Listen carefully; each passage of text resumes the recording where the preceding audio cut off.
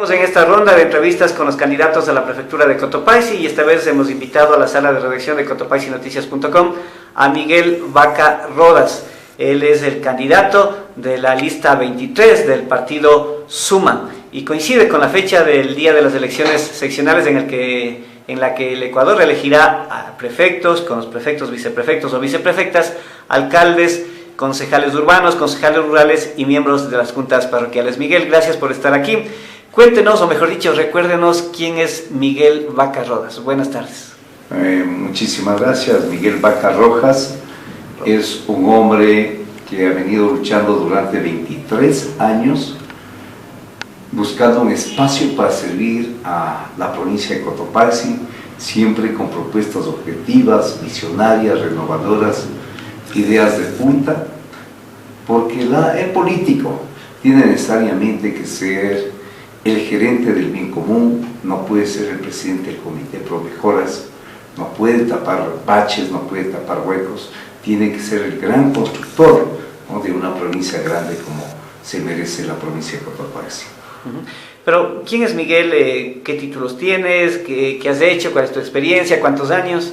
Bueno, lo importante más allá del título académico es decir que me he preparado, tengo un diplomado superior en gerencia de gobiernos seccionales. Soy una de las 25 personas en el Ecuador que tenemos este diplomado, ¿no?, por el interés que siempre me ha despertado en mi caso, prepararme para esta oportunidad nueva que lo he venido buscando y que realmente se va a hacer realidad este 23, votando todos por la 23. Vivo del comercio, soy un comerciante, ¿no?, de mi profesión es abogado, no ejerzo, tengo algunos cursos, bueno, eso un poco es particular, yo no vivo de la profesión académica, más bien vivo de la profesión que heredé de mi padre, don Abelardo Vaca, ¿no?, en que fue en su tiempo un pionero en el comercio, y realmente los genes van por ahí, ¿no?, y lo mismo es en la política. Mi papá era bastante político, aportaba mucho, ¿no?, inclusive económicamente, porque realmente en su comercio él era el que tenía la plata, ¿no?, los otros eran muchachos ciudadanos que unos eran estudiantes y otros que vivían el sueldo del profesor. En ese tiempo era muy bajo el sueldo. Entonces mi padre siempre apoyó a la gente de izquierda, como por ejemplo recuerdo con claridad un binomio en el 60, cuando yo apenas tenía 8 años, el binomio Parra-Carrión Revolución, ¿no? Entonces, extraordinario después saber que el doctor Parra Gil, ¿no?, era un hombre eminente, lo mismo Benjamín Carrión, y ese había sido el binomio. Bueno, jamás fue populista, ¿no? Apoyó, recuerdo, a Guevara Moreno, un hombre que hablaba de la reivindicación de las masas. Es decir, por ahí fui aprendiendo lo que es la política y para qué servía la política. Mi gran incógnita que yo he tenido en la vida es ¿por qué apoyábamos a tal o cual concejal? En ese tiempo se apoyaba a los concejales que llegaban a ser presidentes del consejo. Porque no recuerdo con toda la sinceridad, Luis, haberles escuchado algún planteamiento, ¿no?, en favor del pueblo, sino más bien iban en contra de los que estaban en el gobierno, ¿sí?, los que estaban en el consejo municipal.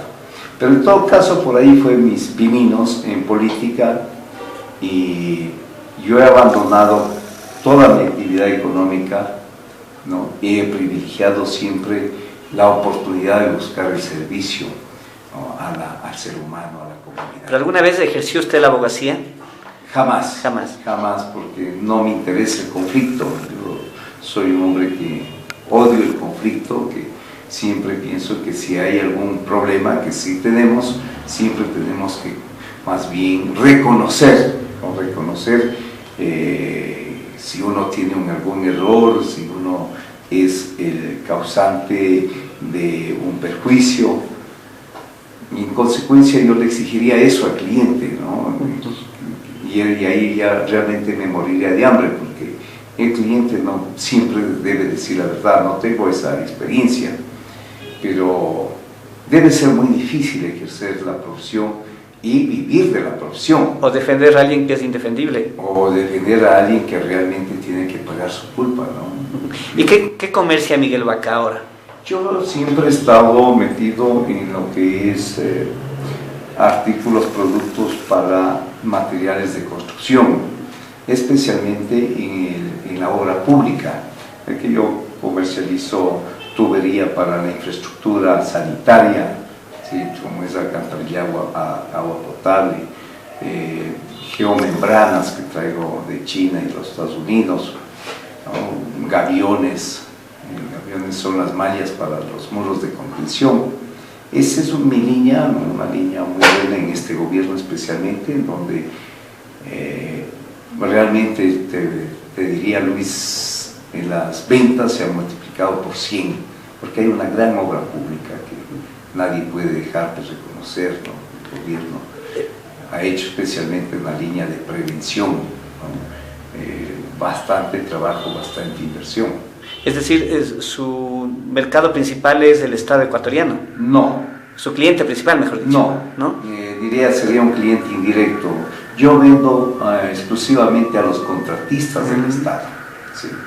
Porque prácticamente ya el Estado ya no construye, los gobiernos casi ya no construyen. Por administración directa, sino sí, a través de contratos. A través de contratos públicos. Entonces yo vendo a los ingenieros, a las compañías que se dedican a trabajar con el Estado. De esta manera no habría ningún impedimento si usted gana la prefectura de Cotopaxi, es decir, usted podría seguir tranquilamente con la prefectura y su familia tranquilamente con el negocio. Así es, ¿no? Gracias a Dios mi señora maneja uno de los 3 almacenes que yo tengo, uno en Tupac, otro en Santo Domingo y otro en Manta, en donde mi hijo Eddie Miguel maneja el negocio de Manta y yo estoy todavía a cargo del negocio de Santo Domingo. Por lo visto su vida es más en Santo Domingo, en Manta y en otra ciudad. ¿Por qué insistir? Digo, ¿por qué insistir? Porque no es la primera candidatura suya. ¿Por qué insistir en llegar a una dignidad en la provincia, en esta provincia? Sí, o sea, una cosa es la cuestión económica, ¿no? Realmente yo paso y recorro gran parte del país. Yo tengo una urbanización en Tachina, en Esmeraldas, en un lugar muy privilegiado, justo al terminar el nuevo puente, cerca tengo con aeropuerto incluido y con puerto marítimo incluido, porque estamos a unos 3 minutos del aeropuerto, ¿no? Y a pocos minutos del puerto marítimo. Entonces, me ha ido bien, gracias a Dios, ¿no? Debo decir que debo dar gracias a Dios, porque de otra manera no tendría, ¿no? Yo no soy muy buen administrador, confieso, ¿no? Yo soy un buen comerciante, o sea, un buen vendedor, sí, eso sí, no un buen administrador. Y pienso ser un muy buen político, porque todas mis ideas que tengo son unas ideas de punta, ¿no? Sé lo que el pueblo, no solamente de Cotopaxi, sino el pueblo del Ecuador necesita. Pero llegar a la prefectura significa administrar la institución mayor de la provincia, el Consejo Provincial.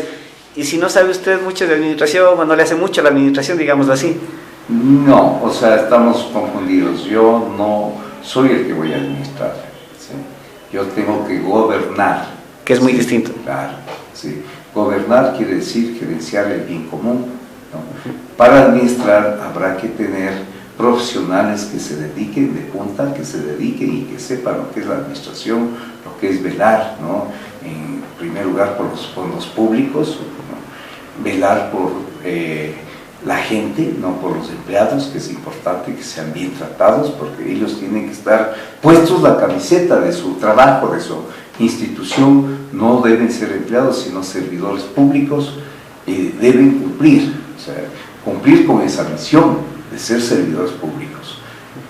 Y el resto, digamos, la cuestión de cómo financiar las obras, eso sí es muy fuerte, ¿no? La cuestión de qué hacer. Yo no seré el presidente del Comité Pro Mejoras. Si a mí me dicen tiene que ser una cerita, una veredita por algún lado, no seré ese presidente, no seré el secretario. Yo tengo objetivos muy claros, que es fomentar la producción de la provincia. Ok, ya vamos a eso, ¿cuál es su plan de trabajo? ¿En dónde está su lugar de residencia? Yo resido en todo lado, ¿sí? Duermo en todo lado debido a mis negocios, ¿verdad? Duermo donde me coge la noche, ¿no? El fin de semana trato de estar en mi casa en Tumbaco, ¿sí? Con mi familia, ¿sí? Y vivo en La Tacunga.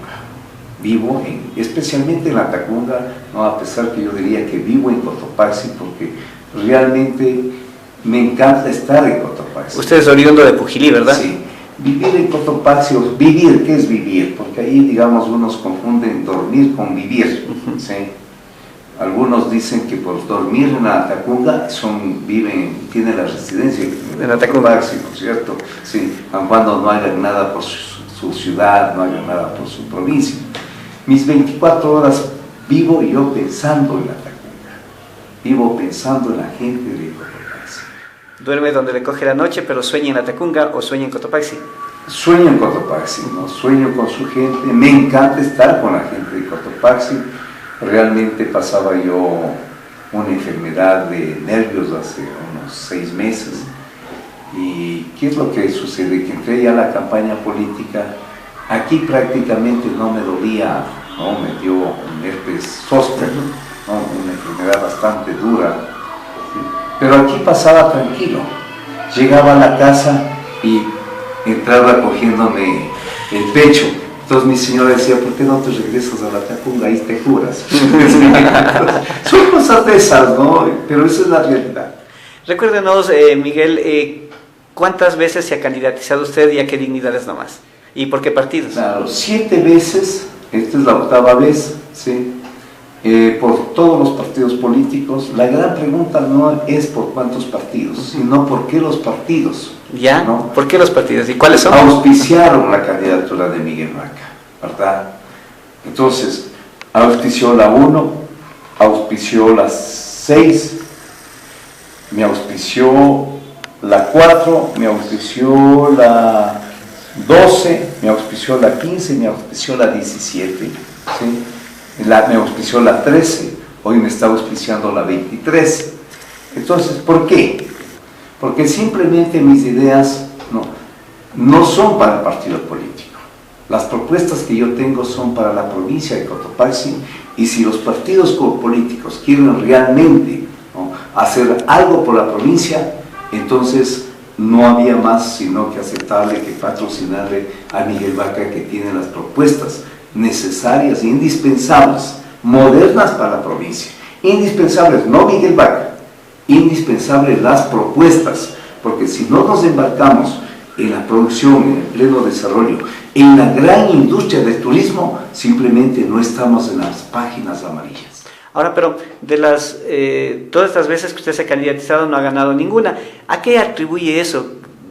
¿Qué es lo que pasa? ¿Pasa algo con Miguel Vaca como candidato o pasa algo con los electores? No, yo pienso que para ganar una elección se necesita, ¿no?, primeramente un trabajo interno, ¿sí?, que es lo que uno puede controlar, todo lo que uno puede dar, lo mejor y he dado.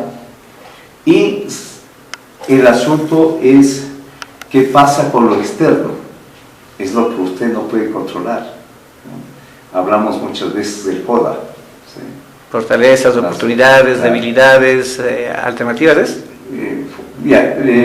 Entonces, usted puede tener fortalezas internas, pero no puede tener fortalezas externas, ¿sí? Entonces, las fortalezas externas son las que determinan que uno pueda o no pueda triunfar. Y en este caso, en esta vez, las fortalezas son a mi favor. ¿Cuáles, por ejemplo? La gente decía, por ejemplo, que no me metas contra la 35, porque la 35 es la ganadora, ¿verdad? Y que si algún burro le ponía en la 35, ese posiblemente ganaba. Pero no le han puesto a un burro, le han puesto a doña Guamangate, ¿sí? Entonces lo han puesto, sinceramente, no por ella, sino electoralmente, hablando electoralmente, es la que menos condiciones tiene para ganar en la provincia de Cotopaxi. Pese a que dicen que votar por Blanquita es votar por Rafael. Bueno, o sea, no es ingenua la gente, ¿no es cierto? No es lo mismo leche que agua, ¿no? Por más que se ponga también agua en la leche, pero la gente sabe diferenciar. Por supuesto, si Rafael Correa sería el candidato a prefecto, Miguel Vaca votaría por Rafael Correa. Sería al costado. Me haría al costado, pues, de cierta manera, porque él nos ha demostrado, pues, ser un gran presidente de la República. Pero que alguien quiera ponerse a la sombra, el rato que uno se pone ahí a la sombra, está en la sombra, no es sino un reflejo, ¿no? Entonces, por más que se ponga un taburete para tomarse la foto, no deja de ser sino un reflejo. Entonces, le digo, esta cuestión externa es la que me favorece. El que doña Blanca Huamangate esté en un partido donde hubiera sido un arrastre formidable, ¿no?, de Rafael Correa, pero aquí no lo sé, no funciona esa situación. Que ella no haya hecho caso al partido, no haya sido como es ella, ¿no? O sea, le respeto como es, y ella, ¿no?, le veo grata con quien abrió la puerta, los de la 35, y puso a un amiguito, no sé, a alguien, ¿no?, en la prefectura, que no es de la 35. Su binomio, si hubiera querido acercarse a la 35, hubiera escogido de la militancia a la 35, ¿no es cierto? No lo es el doctor Durán, un gran profesional, un hombre muy inteligente, pero no es de la 35. Hablamos exclusivamente de la cuestión de las fortalezas, ¿no es cierto?, y de estas cuestiones externas. Entonces, todo esto me ha ayudado para que los amigos de la 35 digan, ella no es de la 35, ella entró por la ventana, ella no nos representa. El mismo presidente de la República sé que está, ¿no?, muy disgustado, muy contrariado con esta situación, y le ha exigido a quienes auspiciaron la candidatura de doña Blanca Huamangate, como es al canciller Patiño, a doña Gabriela Betty Tola, que ellos deben responder. De ahí la presencia del canciller aquí en la provincia de Cotopaxi, al que yo lo digo, yo me llevo bien con Ricardo, le pido respeto, porque no puede ser posible que por la desesperación que tenga un canciller venga a ofrecer carreteras, ¿no? Dicho esto por doña Blanca Huamangate, una de las radios. El fin de semana estuvo aquí Patiño, sí, y viene mañana nuevamente a la inauguración del Centro de Atención Ciudadana. El día lunes, doña Blanca en Radio Novedades expresó que Patiño ofreció las carreteras, ¿no? Sí, unas cuantas carreteras acá en la zona occidental. ¿Desde cuándo acá un canciller, ¿no?, va a construir carreteras en una provincia? Entonces es falta de respeto, eso es desesperación, ¿no?, por cumplir con el presidente de la República, porque realmente lo engañaron en los números. La otra situación, lo que uno no puede controlar y lo que me favorece. La gente dice basta de pachacutis, y han gobernado 13 años, ¿verdad? Eso es lo que dice la gente, y usted como periodista conoce perfectamente bien. Yo diría, no basta de pachacutis, basta de los mismos, porque se ha dado una casta de guamanes, de guamangates, de tibanes, de ilaquiches, o sea, ya fueron diputados, ¿cierto?, ya fueron alcaldes, ya fueron concejales, o sea, son los mismos. Entonces, esto ha creado no solamente un resentimiento en la ciudadanía urbana, sino en los propios indígenas, que dicen, ¿por qué solamente ellos? Si nosotros también nos hemos preparado. Prueba de eso es que están preparados, y que ¿por qué solamente ellos? Que todos los partidos y movimientos políticos hoy tienen candidatos indígenas de primera, gente que fue militante, fue dirigente de Pachacuti. Ok, digamos que todas esas son debilidades de la candidata oficialista a la prefectura de Cotopaxi, pero ¿por qué necesariamente eso tiene que beneficiar a Miguel Vaca y no a quien quiera de los otros candidatos restantes a la prefectura? A ver, en el mercadeo, digamos, hay productos estrellas, ¿no es cierto? Hay productos de reemplazo. O sea, sin hacer de menos absolutamente. Estamos hablando de mercadeo, ¿no es cierto? El asunto es que se han posicionado 3 candidatos para la prefectura por el tiempo. Se puede hablar de Huamangate, se puede hablar de Huamán, se puede hablar de Vaca. Los otros 4 difíciles de recordar. ¿Por qué? Porque no tienen tiempo. La ley es muy mañosa, no permite a la gente, ¿no?, a los candidatos nuevos posesionarse por el poco tiempo y por el control del gasto. ¿Sí? O sea, un poco en la lógica, ¿verdad? Y a mí me parece bien, por un lado, porque la política no puede ser, ¿no?, salir uno cuando le golpean la puerta y diga, señor, tenga la bondad de ser candidato. La política es de todos los días. Gerenciar la soberanía de una provincia, gerenciar el bien común de una provincia de 409.000 habitantes, no puede improvisarse. Si bien es cierto que se ha improvisado, por eso es el fracaso, pero para llamar a que gerencien una panadería, hoy piden títulos, hoy piden especialidad, hoy piden experiencia, ¿verdad? ¿Cómo es posible? Pongamos que la panadería tenga $100.000 de capital, ¿verdad?, para gerenciar, para manejar $23 millones. ¿Será posible que se le saque al señor del quirófano? ¿Será posible que le saque de la plantación, de alguna mecánica, de algún algo? No. Entonces tenemos que saber diferenciar,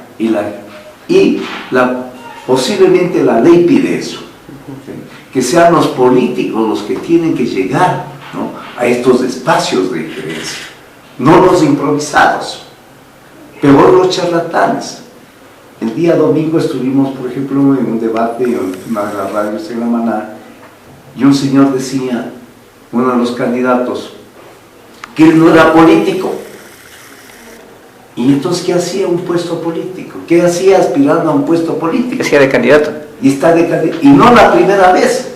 Él ya fue candidato en la 12, ahora es el candidato en la 8. ¿Sí? Y en la coincidencia de la vida yo me senté al lado de un gran muchacho, un gran profesional, un gran amigo, de Osvaldo Coronel. Estuve a la derecha del moderador. Y este señor estuvo a la izquierda junto con Silvita del MPD. Y decía, por allá los de la derecha, por acá los de la izquierda. ¿Cómo un apolítico sabe qué es izquierda y qué es derecha? O sea, qué falsedad, ¿no? O sea, qué ignorancia, lo digo con todo respeto, sin quererme ofender. ¿Sí? Qué desconocimiento, en otras palabras. Qué desconocimiento de, no sé, tratar de sorprender a la gente. Entonces, cosas de esas uno ve, ¿no? Y eso también son las fortalezas, porque me imagino que concretamente Roger, ¿no?, tiene una gran estructura, ¿no?, tiene buenos candidatos como Sánchez, como Mata, como Uxan, ¿sí? Pero la gente sabe diferenciar, están bien posicionados sus candidatos. Y ya que topa usted el tema de los candidatos a alcaldes, ¿Suma tiene candidatos a alcaldes en todos los cantones? No. ¿Eso es una debilidad en cambio para su candidatura o no? No, en absoluto. Es una fortaleza para mí, ¿no?, y un respeto a la ciudadanía. ¿Pero no hay quien le ayude a restar votos? No. Los votos tienen que darse. Esta es una elección personal. ¿Sí? Quien quiera que diga todo, todito, 23, está equivocado. O sea, con todo respeto, yo quisiera que todo, todito sea 23, pero no. Cuenta mucho los nombres. Sería una ofensa a la gente, al ciudadano. Yo no creo que todos los que están en la 23 tengan la capacidad. Ok. Estas dos preguntas que le voy a hacer a continuación la habíamos dejado para el último de las entrevistas con los candidatos anteriores, pero dado la coyuntura de la conversación actual, vale hacerlas en este momento. Usted ha citado entonces por qué considera que las debilidades de la candidata oficialista pueden ser unas ventajas para usted.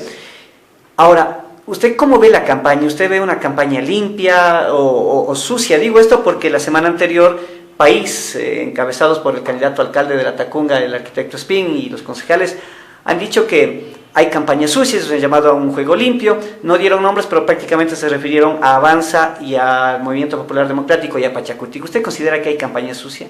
No, hay una campaña tradicional, una campaña vieja, una campaña que no se ha renovado, ¿sí? Se sigue pintando las paredes, se sigue agrediendo la ciudad, se sigue metiendo gigantografías, banderas por todo lado, pensando que las banderas votan, ¿no? Y no se dan cuenta que el ciudadano, el dueño de casa, acepta las banderas de todos los candidatos, de todos los partidos, ¿sí? Entonces, ¿yo por qué voy a gastar más en banderas si no me sirve absolutamente nada? Porque se supone que yo dejo una bandera es para que se identifiquen, dice, aquí estamos con Suma 23, aquí estamos con el prefecto Miguel Vaca, ¿verdad? Pero si ponen de las 18, si ponen de las 35, no, o sea, desde luego tengo que agradecerle pues al ciudadano dueño de la casa que no ha sido egoísta, pero también le veo que es muy cómodo, ¿sí? Aquí yo no me enojo con nadie, ¿no? Aquí aplaudo a todo el mundo, y ser ciudadano no es eso. Uno tiene que tomar una posesión, ¿no? A mí lo que me resentiría es que algún ciudadano no acepte una de las banderas de los partidos políticos, pero que el ciudadano tome una posición, eso es honestidad, eso es transparencia, ¿no? Eso es quererle a la ciudad, ¿no? Decir, yo estoy por esta persona, porque lo he escuchado, porque me gustan sus propuestas, aunque sea, estoy con esta persona, porque es mi primo. Y ahora, ¿usted cómo ve la campaña política de la candidata oficialista? Hemos visto haciendo propaganda en colegios, pese a que el Código de la Democracia y una disposición del Ministerio de Educación lo prohíben. Hemos visto también fotografías utilizando camionetas de la prefectura y es más, haciendo proselitismo en eventos de la prefectura. Yo no tengo nada que decir, eso tiene que decir la ciudadanía, porque están utilizando fondos de los ciudadanos. Yo como candidato realmente no tengo tiempo de preocuparme del resto de candidatos, ¿no? Sí sigo con atención ciertas entrevistas, ¿no? Porque también como ciudadano tengo el derecho de estar informado, ¿no? Y realmente escucho cosas muy interesantes. La mayoría de candidatos, mi querido Luis, ¿no?, han recogido las propuestas de Miguel Vaca, y eso me alegra muchísimo. Cuando en esta provincia se ha hablado de producción, cuando se ha hablado de turismo, ¿sí?, cuando se ha hablado de alegría, de felicidad, cuando se ha hablado de bienestar, en esta provincia se ha hablado de Cementos Cotopaxi, se ha hablado de la carretera Salcedo-Tena, se ha hablado de agua, de riego, de caminos vecinales, de hacer canchitas, de hacer aulas. Jamás, ¿no?, se ha hablado de cosas mayores a estas ofertas de campaña. Dos cosas adicionales para pasar a lo que nos compete, que son las propuestas de Miguel Vaca para la prefectura de Cotopaxi. La una, ha tomado fuerza en los últimos días, especialmente un llamado del MPD, del candidato del MPD de Pachacuti, de Jorge Guamán, en el sentido de cuidar las urnas. ¿Usted considera que se deben cuidar las urnas? ¿Usted tiene alguna duda tal vez de cómo está conformado la Junta Provincial Electoral, del CNE, que para nadie es desconocido, son gente afín a país? Así es. Yo soy un demócrata y pienso que si es que existe y están cobrando, porque no son patriotas, están cobrando por cumplir un papel. El presidente del CNE, los delegados, todo el mundo cobra. Tienen esa responsabilidad de cumplir con ese sueldo, ¿sí? En el sistema, si yo acepto un puesto en el CNE, es porque soy un demócrata, de lo contrario no aceptaría. Y si soy un demócrata, tengo la obligación de velar por cuidar la voluntad soberana del pueblo, ¿sí? Eso sería en la práctica, en la lógica. Pero es cierto que se habla de fraudes. Se habla de fraudes.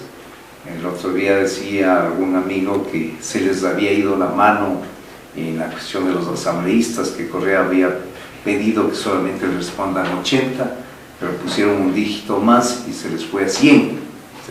Voz populi.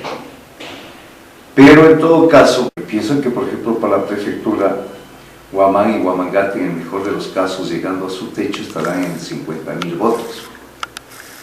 Para ganar la prefectura se necesita 80.000 votos. Hacer un fraude más o menos de un 30-35%. Sería algo grave, ¿no? Se puede hacer un fraude de un 2, de un 3%. Es muy posible. Pero para esto aprovecho, Luis, vale la pena. Por primera vez los partidos políticos unánimonos, pues. ¿Sí?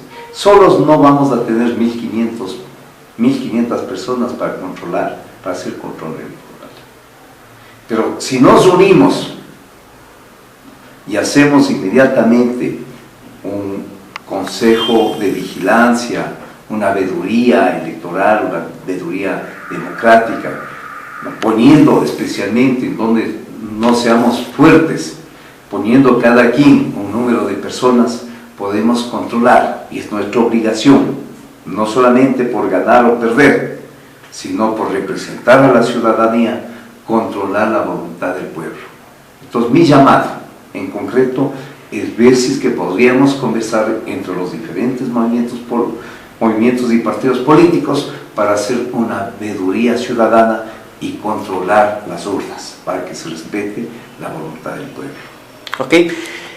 Usted tiene una vaca en su chompa, también es el símbolo de la campaña suya, especialmente en televisión, en los spots audiovisuales. Y es una vaca con unas ubres grandes. Y su canción, o la canción de fondo del spot en video, es La Vaca Lechera. ¿Qué simboliza esto en caso de llegar Miguel Vaca a la prefectura de Cotopaxi? Dicen, es una vaca lechera, no es una vaca cuachera, ¿verdad? Porque hay vacas que dan pena, ¿no es cierto? No da leche sino pena. Claro, usted ha señalado muy bien, Luis, tiene unas ubres grandes. Esto quiere decir que es una vaca productiva, que da mucha leche. En la prefectura yo voy a ser muy productivo. Quiero convertir a la provincia de Cotopaxi en una vaca lechera. ¿Sí? A una vaca que tenga, no bastante leche, bastantes obras. Pero más bien el problema no sería de la vaca, sino de quien la ordeña. Es decir, a lo mejor la prefectura sí era muy productiva, pero no se supo manejarla, o al final la leche fue a parar en otro lado. Así es, yo pienso que hay que acabar con esos malos ordeñadores que creyeron que la leche era de ellos, ¿no? Y se llevaron a la casa y entregaron a la familia. Es necesario que toda esta leche, que todo este producto sea en beneficio de todo el pueblo de Cotopaxi, pero sobre todo tenemos que ser visionarios. No es cuestión de hacer 1 kilómetro más de carretera, 1 kilómetro menos, eso no va a salvar a la provincia. Es importante engancharse, ¿no? En el plan nacional de desarrollo es importante engancharse en las ideas extraordinarias que tiene el presidente de la República y hacerlo del país un potencial turístico, ¿verdad? Para eso son los aeropuertos, para eso son las carreteras. ¿Sí? Ok, entremos entonces en las propuestas. ¿Qué es lo que propone Miguel? Entonces, entrando ya en materia, eso es lo que yo propongo: generar una provincia productiva, construir ese tipo de ¿Basada en? Basada en la gran industria del turismo. Esta industria del turismo convoca a todas las actividades, ¿no?, de bienes y servicios que el ser humano puede dar. En el caso concreto, pongamos que ya llegan los turistas, se bajaron del taxi, se bajaron del bus o del avión. ¿Qué tenemos que darles? Seguridad, ¿verdad? Entonces empieza por seguridad. ¿Seguridad solo para los turistas o seguridad para toda la provincia? Luego, si quieren trasladarse a Zumbagua, si quieren trasladarse a Pilotoa, si quieren trasladarse a Cotopaxi, ¿qué tenemos que darles? Seguridad vial. Las vías tienen que estar de primer orden. Para eso tenemos que ensanchar las vías, que rectificar las vías para que no vayan esas tremendas curvas. Tenemos que dar seguridad a las vías poniendo los respectivos letreros, poniendo las guardavías, y la información respectiva. Entonces ya estamos construyendo las nuevas vías, ¿verdad? llegan al Cotopaxi, suben al Cotopaxi, y después de subir y bajar del Cotopaxi, ¿qué? Se tiene que construir la gran infraestructura turística, el gran parque de diversiones, en donde esté espacios para la cultura, espacios para la música, espacios para los artesanos, para los comedores, la distracción. Entonces, el hotel, el restaurante, para que el turista tenga por qué quedarse por lo menos una noche, ¿no?, en la provincia de Cotopaxi. Realmente este tipo de turistas invitan máximo a pasar tres días en un lugar, ¿no? Y luego el turista sigue recorriendo. Pero donde más dinero deja el turista es en la noche, ¿no? Cuesta bastante caro el alojamiento, hay diversión, hay discoteca, hay karaoke, sí, hay artistas. Entonces, estamos hablando ya de la infraestructura turística. Pero el turista se alimenta, entonces demanda ¿qué? Producción agrícola, alimentación agrícola. Para que exista producción y productividad necesitamos capacitarle al agricultor, tecnificarle al agricultor, mecanizar la agricultura. Necesitamos riego, necesitamos semillas certificadas, necesitamos seguimiento, asesoramiento técnico, preparación de estos productos. Entramos ya en la gastronomía, porque no podemos vender una colada, tenemos que vender cremas deliciosas, tenemos que darle un gusto al paladar. En consecuencia tenemos que entrar a la capacitación, ¿no?, de la gente que se dedica a la gastronomía. A propósito de eso, por estar Cotopaxi en el centro del país, unido en medio de los grandes mercados de consumo, de potenciales clientes como son Quito, como son Guayaquil, porque estamos por el lado occidental, estamos cerca de Guayaquil. Y también vía aérea. ¿No? Vía aérea necesita, yo pienso que la potencialidad turística del Ecuador va a ser la gastronomía. Porque podríamos perfectamente a la gente decir, vengan a comer un almuerzo de trabajo, una cena de trabajo, pongamos en el Cotopaxi. Porque estamos cerquita, ¿no? Con estas vías que tenemos de primer orden estamos a media hora. Entonces, el sábado, el domingo, esto debe ser un gran restaurante. Y si hablamos de un gran restaurante, hablamos de trabajo y empleo, ¿no? Hablamos de que todo el mundo puede ser emprendedor, puede vender artesanías, si es que hay una gran influencia de turistas. Entonces ya entramos a las actividades productivas, ¿no? Es decir, el turismo no deja absolutamente a nadie, ni afuera, ¿no es cierto?, ni al transportista, que es el primer beneficiado, ¿sí?, al hotelero, al señor del restaurante, al niño, al joven que puede llevar las maletas al hotel, ¿verdad?, al señor que limpia los zapatos, al señor que arrienda las bicicletas, al señor que arrienda los caballos, a la comunidad que debemos inclinarle para que haga el servicio comunitario, el turismo comunitario, porque la agricultura en sí no da réditos. Tenemos que cambiar la matriz productiva.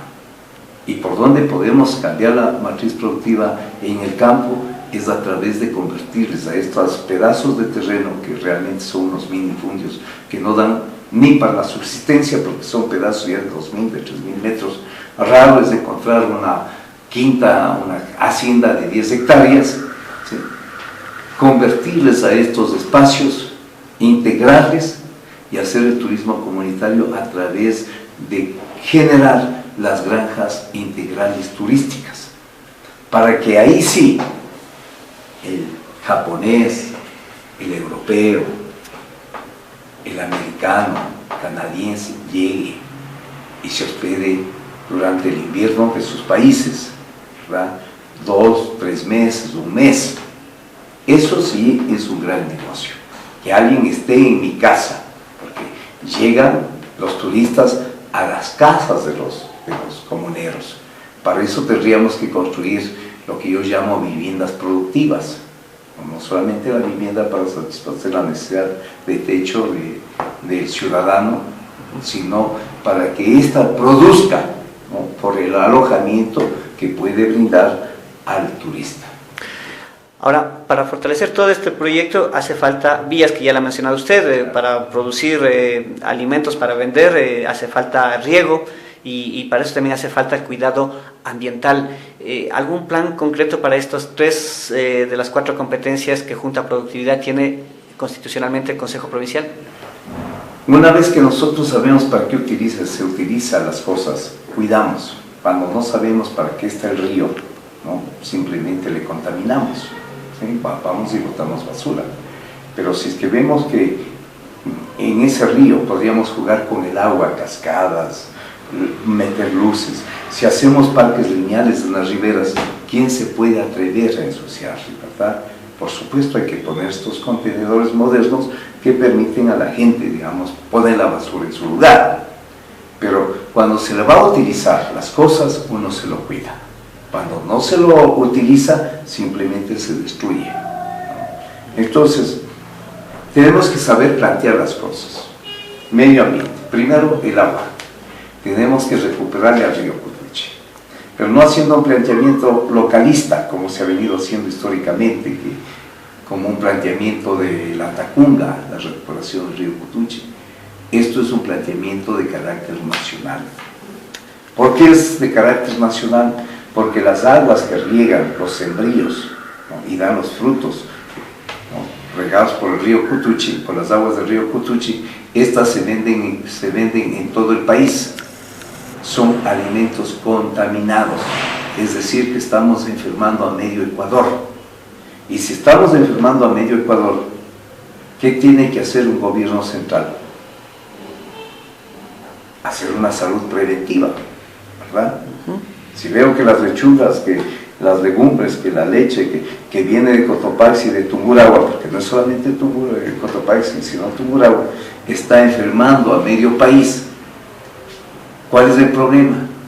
El problema es que están regados por las aguas del río Cutuche. ¿Qué tengo que hacer? Recuperar esas aguas, invirtiendo posiblemente, no solamente los 80 millones de dólares que se va a invertir en alcantarillado, porque no solamente el alcantarillado de la Tacunga contamina, también contamina el de Salcedo, también contamina las industrias, también contamina las poblaciones que aledañas, ribereñas, sí. Entonces es un complejo que yo no creo que pasará de unos 200 millones de dólares, pero que el gobierno central está gastando mucho más, ¿no?, en curar esas enfermedades. Miguel, esto lo que acaba de proponer ustedes del turismo especialmente, ¿será suficiente como para detener este fenómeno que se ha dado y que se ha acrecentado en los últimos años y meses, que es la migración desde el campo a la ciudad en Cotopaxi, especialmente desde los páramos de Zumbagua y Apagua en Pujilí, hacia la urbe de Pujilí y hacia la urbe de la Tacunga, especialmente hacia Loma Grande, hacia el sector de San Felipe y el resto de la parroquia Eloy Alfaro? No. Los pueblos, la movilidad humana no va por ese lado, no es porque yo le pueda dar algo mejor ¿no?, en cada lugar. Porque usted sabe que no solamente del páramo vienen a la ciudad, ¿sí?, también vienen desde el campo a la ciudad. Las ciudades pequeñas, la gente de la ciudad pequeña emigra a la ciudad grande. De las ciudades grandes van a Nueva York, van a Miami, van a otras ciudades, ¿sí? Esto es difícil de controlar, ¿sí? Ni siquiera los Estados Unidos, por ejemplo, ha podido controlar esa situación. Usted ve el problema de los mojados, la gente prefiere tomar el riesgo de morirse, pero quiere estar en otra ciudad. Entonces no va por ahí, no es el turismo el que le va a salvar. Hay cosas que le digo, por un lado, es el ser humano que quiere siempre progresar, ¿verdad?, que quiere mejorar. Mandamos a estudiar a nuestros hijos en Quito, luego nuestros hijos se quedan aquí, nacen los nietos, ¿y qué hacen el par de viejos aquí en la Tacunga? Simplemente van a estar al lado de su familia, porque los que se fueron de la Tacunga no quieren regresar acá, ¿no? Y de igual manera los de Apagua, los de Tigua, los de Cuigua, los de Zumbagua no querrán regresar a esos páramos. ¿A qué van a regresar? Los páramos inhóspitos. Yo sé decir qué crimen cometieron ellos, para que les hayan desterrado a semejante, les hayan metido en estas cárceles. ¿Y no es posible más bien dotar de servicios básicos a esos sectores, de apoyar más a la agricultura para que, porque si no también si migra la mayoría a la ciudad, ¿quién nos da de comer a los que vivimos en la ciudad, en las urbes? Entonces aquí viene una cuestión, digamos, se necesita una reforma agraria. Usted como periodista debe haber visto que ya prácticamente ya no existe, ya la tierra no puede cumplir con su función, que es de producir alimentos. Hoy la tierra se ha retaseado. Si vamos de aquí, por ejemplo, a Pujilí, vemos que los hornos de Cristo Rey, que la Victoria, ¿no?, que la 11 de noviembre, hay pedacitos de terrenos. Ya no hay ni siquiera dónde poner un penco para dividir más. Yo tomé una foto un día de un triángulo en donde me parece que el ancho del terreno de que debe haberle quedado a un heredero, no era más allá de 1 metro. Y el metro siguiente había otro penco, y la tirita más o menos iba para unos 200, 300 metros, una tirita de 1 metro, ¿no? Sí, por 300 metros. O sea, aquí hay un problema grave. Y eso ya es una solución más a nivel nacional, a nivel de legislatura y eso, ¿no? Esto será una guerra civil, porque nadie querrá entregar los terrenos al Estado. Ok. Miguel, el aeropuerto sin duda es una herramienta muy valiosa para elevar la productividad, no solamente de Cotopaxi, sino de la región centro del país e incluso de Quito. Muchos dicen del sur de Quito, otros de Quito y de provincias aledañas como Santo Domingo de los Áchilas. En ese sentido, el gobierno ha dicho, no, yo ya hice el aeropuerto, ahí está, corresponde al sector privado, corresponde a las autoridades locales, sacarlo provecho. El problema es que en la práctica hay muy poco, si no fueran por las empresas de carga, Cargolux, Centurión y TAME, que ha sido lo que nos ha puesto el gobierno, este aeropuerto seguiría siendo un elefante blanco. ¿Cómo hacer para que el aeropuerto realmente sea lo que se llama Aeropuerto Internacional de Carga y Pasajeros Cotopaxi? Hay una propuesta de los sectores productivos, también liderados por algunas autoridades locales actuales, en el sentido de que el aeropuerto se ha entregado bajo la figura constitucional de competencia concurrente a los organismos seccionales para que ellos a su vez, no solamente de Cotopaxi sino de la región central, para que ellos a su vez contraten una empresa privada especializada en la administración del aeropuerto. ¿Usted apoya esta tesis? Por supuesto, yo quiero tomarle la palabra al presidente de la República, que siempre ha dicho que los aeropuertos, que ya ha hecho el gobierno, ya ha hecho la inversión respectiva y que ahora les corresponde a los gobiernos provinciales. Yo lo tomo esa palabra e inmediatamente que yo asuma la prefectura, voy a coincidir plenamente con esta noticia que usted me da, esta información que usted tiene, y buscaré el socio estratégico, ¿no?, a nivel nacional o internacional para manejar conjuntamente el aeropuerto, tanto el gobierno provincial como la empresa, ¿no?, manejadora de una empresa especializada. Sí. Pero el concepto es muy claro. Yo no creo que esto sea un aeropuerto. Este es un puerto, y el que tiene ese privilegio de tener un puerto con agua, un puerto seco, debe saber aprovechar, porque de aquí puede llegar o salir, ¿no?, el progreso en este caso de la provincia de Cotopaxi. Ok, hay una decisión de la actual administración, o de la anterior administración de la prefectura, que ha creado polémica, aunque se está aplicando, es de esta contribución a los dueños de los vehículos, esta tasa de contribución para el mantenimiento de las vías rurales. Algunos les llaman impuesto al rodaje, pero en la práctica es una tasa de contribución para el mantenimiento vial rural. ¿Usted está de acuerdo con esto? ¿La eliminará, la mantendrá, la revisará? No sé. Yo lo voy a mantener porque yo soy responsable. Si yo quiero mejorar las vías, quiero construir vías y quiero endeudarme en el Banco del Estado, si no tengo la contraparte, si no sé con qué pagar, simplemente que no me van a dar crédito, y si no tengo crédito, ¿cómo puedo construir el plan vial? ¿Sí? Entonces, los $700,000 que más o menos produce $12 por vehículo o 25, dependiendo del tonelaje. Sí, es bueno porque nos permite tener la contraparte para sacar unos $9 millones. Con los $9 millones yo voy a constituir 2 empresas viales, la empresa vial Cotopaxi Centro y la empresa vial Occidente, ¿sí?, para atender tanto a los cantones que están cerca de la Tacunga, Pujilí, Salcedo, Saquicilí, Sichos, y la otra empresa para que atienda desde Pilaló, parte de Pujilí, ¿sí? Esperanza, La Maná, todo el cantón La Maná, ¿no? Parte de Sicho, una pequeña parte, porque no es mayor. La que colinda con La Maná. Ya. Y Pangua. Pangua. A más de esto, esta tiene que ser una empresa que compita, que sepa competir. Es decir, que cuando el gobierno provincial quiera construir, por ejemplo, ¿no? Conjuntamente con el gobierno central y el gobierno de la provincia de Tungurahua, quiera construir la carretera El Corazón Pasa Ambato, se va a sacar a concurso de precios, ¿verdad?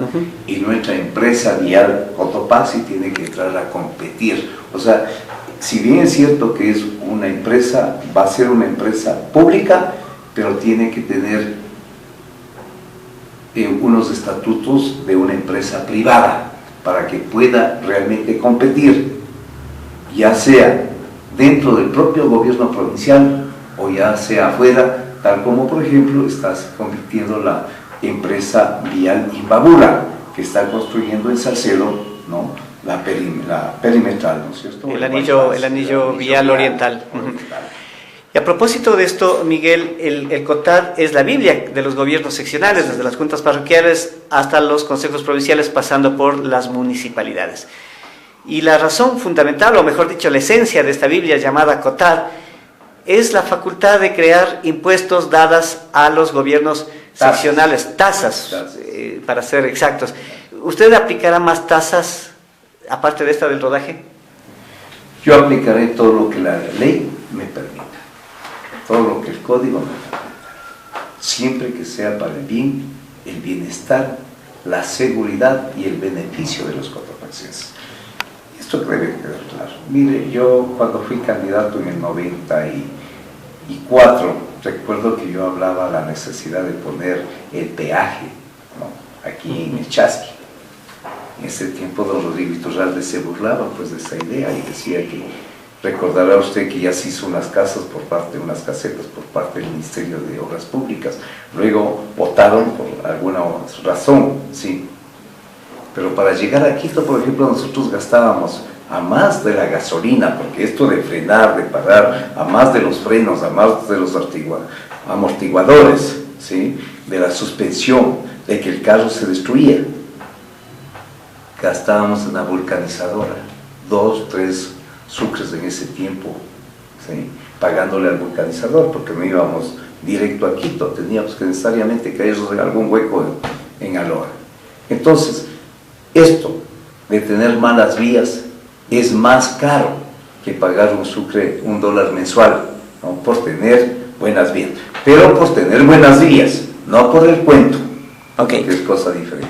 Usted creo que es el primero de los candidatos actuales que, porque ahora ya hay algunos que ofrecen eso, la descentralización de la prefectura hacia el sector occidental. ¿Se mantiene eso? Yo no ofrezco la descentralización, yo ofrezco la desconcentración. ¿Ya? ¿No? Que es una cosa diferente. ¿Qué implica esto? La desconcentración va en la línea del mismo gobierno. La descentralización es de autonomías, ¿no? De un gobierno para otro gobierno, ¿sí? La competencia transferida, la que mantiene este rato un gobierno, transferirle la competencia a otro gobierno diferente. La desconcentración no es sino darle potestad, ¿no? En la misma línea de gobierno, creando en este caso la subprefectura, para que de alguna manera también se maneje con cierta autonomía, con fondos propios, con equipo caminero propio, con profesionales. O sea, yo voy a manejar la prefectura con gerencias, ¿sí? Gerencias de obra pública, gerencia de gestión, gerencia de vialidad, gerencia de bienestar, gerencia de producción, gerencia de turismo. En La Maná tiene que funcionar las subgerencias, pero unas subgerencias con autonomía, con presupuesto propio. Estamos en un proceso de regionalización a través de esta planificación de las ejemplares. Si no me equivoco, hasta el 2017 o 2018 tiene que estar ya completado ese proceso. Actualmente estamos en la zonificación, nosotros pertenecemos a la zona 3 con Tungurahua, Chimborazo y Pastaza. En ese sentido, ¿cuál cree que debe ser la posición de Cotopaxi? ¿Cuáles son nuestras ventajas que podríamos aprovechar en la región o en la zona? ¿Y cuáles son las ventajas de las otras provincias que nos podrían beneficiar también a nosotros? Ninguna. Cotopaxi no tiene ninguna ventaja en la regionalización. Por eso es que yo planteo, ¿no?, la consulta popular al respecto. Para consultarle al pueblo de Cotopaxi si quiere pertenecer a la zona 3, ¿no?, o si queremos hacer un grupo con Quito, que parece que es la zona. No tengo claro, le soy sincero. Bueno, entonces, para pertenecer a Quito con Imbabura, La Guagua, Esmeraldas, o sea, para Pichincha, ¿no es cierto?, y Cotopaxi. Yo pienso que ahí nos va a ir mucho mejor, porque nosotros, sinceramente, por historia, por costumbre, por nuestros intereses, por nuestras familias, no estamos ligados a Chimborazo. Nada tenemos que hacer en Chimborazo. Nosotros estamos ligados a Quito. Ahí están nuestras familias. La mayoría de gente tiene departamentos, tiene casas en Quito. La gente de Zumbalwa, de Tigua, está en Quito, no está en Chimborazo. En consecuencia, yo pienso que no es muy acertado que se lo haya puesto a la provincia de Cotopaxi en la zona 3, cuando nosotros tenemos una identidad, ¿no?, estamos muy unidos a la provincia de Pichincha. Ok, para ir terminando, porque nos quedan pocos minutos, Miguel, hay un tema delicado que está en discusión este rato, que son los límites provinciales. Está ya un proceso iniciado por parte de la actual administración. El mayor conflicto está con la provincia de Pichincha y especialmente lo que es alrededor de los Ilinizas y del Cotopaxi. Muchos sostienen que no solamente se trata de ver dónde queda el Cotopaxi, en cuál lado, sino lo que hay alrededor del Cotopaxi y lo que hay son las fuentes hídricas. ¿Cuál será su posición como prefecto? Estamos en un país, yo soy un ciudadano del mundo y no creo en fronteras, así que no me preocupa esa situación, ¿sí? Si políticamente tiene que haber una división, tiene que hacerlo esa división, y las cosas son para quienes les necesitan, ¿sí?, para quienes saben utilizar, sin necesidad de que el Tungurahua tenga nada que ver con el Cotopaxi, porque Pichincha, Tungurahua y Napo sí tienen que ver con el Cotopaxi. Tungurahua vende el turismo, no del Cotopaxi, así que esas son unas cuestiones, con todo respeto, que no me va a quitar el sueño, sino que tenemos que, ¿no?, quisiera pensar de igual manera con el prefecto de Pichinches. Mira, si por acá tiene que pasar la línea, ¿no?, hay que pasarlo, pues, o sea, no nos perjudica absolutamente nada. Hemos perdido la Maná, por ejemplo, Pujilí perdió la Maná, ¿no?, perdió Quevedo, perdió Buena Fe, Cotopaxi perdió Ambato. Okay. No, 4 cosas rapiditas, Miguel. Nada. ¿Qué nombre es su candidata a viceprefecta y qué le delegará algunas acciones específicas? Por supuesto, nuestro es un equipo. Janet Mena tiene una especialidad en desarrollo rural, ¿no?, y tiene una gran experiencia por haber trabajado con las juntas parroquiales, y eso es importante, ¿no? Ella conoce mejor que yo, ¿no?, geográficamente la provincia. Yo conozco más al ser humano, okay. Yo sé de dónde viene la gente. ¿Qué competencia le dará a ella? A más de lo que le dé la Constitución, el CONTAP, ¿no?, le daré lo que ella, en lo que ella quiera apoyarle a la provincia, ¿no?, toda vez que ella es una madre de familia, ¿no?, y tendrá que tener tiempo también para cuidar a sus hijos. ¿Cuál será la estrategia de Miguel Vaca para evitar que la corrupción se enquiste en el Consejo Provincial? Cumplir a cabalidad, ser transparente con compras públicas. ¿Qué hacer para ser transparente también con los electores, con la ciudadanía? Ahora el COTAD le da un poder impresionante a la ciudadanía, aunque lo desconoce, ¿no? Es decir, la silla vacía, las veedurías, en fin. Yo no soy el que voy a poner la renuncia, ni mucho menos, como no, los mismos tienen ellos esa desconfianza. Yo tengo la seguridad de Miguel Vaca, 23 años de lucha, yo no puedo, ¿no?, por ningún lado mancillar esa lucha, porque ha sido un claro ejemplo de lo que yo he querido hacer en la provincia, ¿no? Ha sido un sacrificio para mi familia haberme 23 años alejado. En consecuencia tengo que responder a ese compromiso que históricamente yo he adquirido, primeramente con mi familia y luego con los sueños de ser un gran servidor de la provincia de Cotopaxi. Miguel, ¿de dónde ha salido el dinero, bueno, aparte de los que le da el CNE, usted ha hecho una propaganda distinta, es decir, más que banderas hay unos Migueles de cartón, supongo. Miguelitos, Miguelones, todo esto no es sino la imaginación, ¿no? No se puede decir que solamente con imaginación se hacen las cosas, porque la tabla es reciclada. Y además cuesta. Claro, he comprado tablitas recicladas, ¿no? Le cuento, Luis, como para que tenga una idea. $35 vale un Miguel grande, ¿no es cierto? Yeah. Unos 70. Si yo hubiera mandado a hacer como Valvoline, por ejemplo, ¿no es cierto? Eso vale 35. Como yo soy un hombre ingenioso, me encanta el marketing, me encanta la propuesta, ¿no? Me cuesta 10.50 cada Miguelito, ¿no? De unos 70, el Miguelito como es, ¿no es cierto? El Miguelón ya me cuesta como $20, ¿no? Y entonces, sí, pues, ¿no? Es un gasto al que uno está dispuesto a correr, porque así es, ¿no?